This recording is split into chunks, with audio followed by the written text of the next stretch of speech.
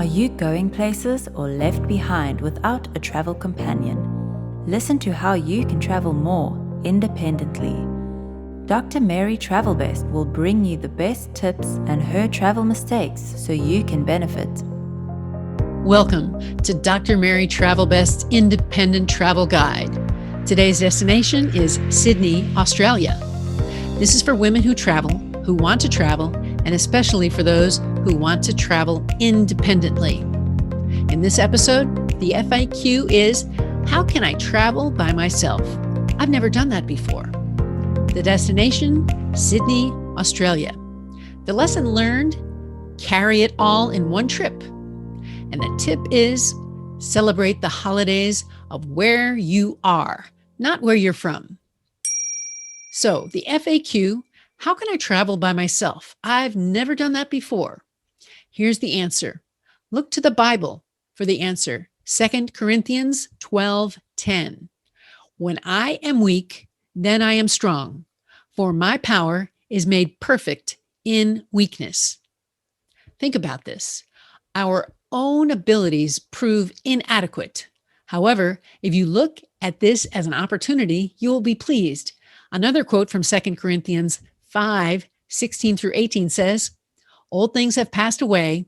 Behold, they have become new." So new adventures will replace the old ways. Good luck in your future travels and new experiences with God as your companion.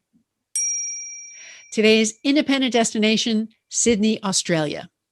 I spent about a dozen days in Australia back in 1982, which was the trip of a lifetime at the time. My father had been stationed there in the Navy, so it had always been a dream from my youth to see this country. Sydney's most famous iconic image is the Opera House, and you should not miss it. I was able to tour it and see a rehearsal of a ballet for the Hunchback of Notre Dame. It's a most impressive building, which looks like sails in 3 parts. It's large inside, and the sound in the concert hall is fantastic. I would recommend a tour of the Sydney Harbor. Even on a cloudy day, you can still get your bearings this way. The Captain Cook coffee cruise was a delight. The bridges were just as you've seen them from afar, only close is more authentic. This was a neighborhood-like city, and I found several neighborhoods to be welcoming, including King's Cross, which at the time reminded me of Greenwich Village in New York City. People watching is a must-do over a tea or beer. The pubs here are a chance to get to know the locals and learn about the culture, and there's plenty of each here. The Paddington Market was where I found a lot of souvenirs for those back home and myself. By daylight and by night, you'll fall in love with Sydney. I started and ended my trip in Sydney and got to see a great deal of the country. In another episode, you'll hear about my walkabout on Ayers Rock, so listen to that. Today's lesson learned, be able to carry your stuff in one trip. The lesson is don't bring too much. If you can't carry it all in one trip, you've got too much stuff.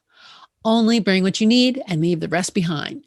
I've taken too much stuff on my trips before, and I wish I'd left half behind. Today's travel advice, celebrate the holidays of where you are. If you're in Canada and they have a holiday like July 1st, celebrate it.